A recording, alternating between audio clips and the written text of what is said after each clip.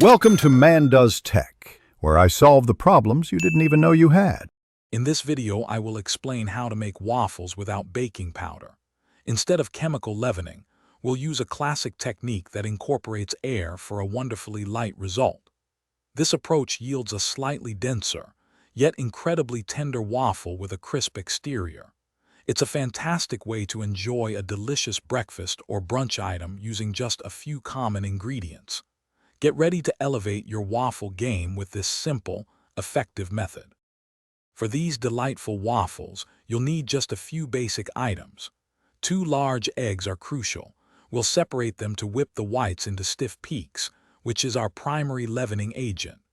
1 cup of all-purpose flour forms the base, while half a cup of milk and 2 tablespoons of melted butter contribute to a rich, tender crumb. A pinch of salt and a teaspoon of sugar will enhance the overall flavor profile. The mixing process is key to achieving that perfect texture. First, whip your egg whites until they are firm and glossy, holding their shape beautifully.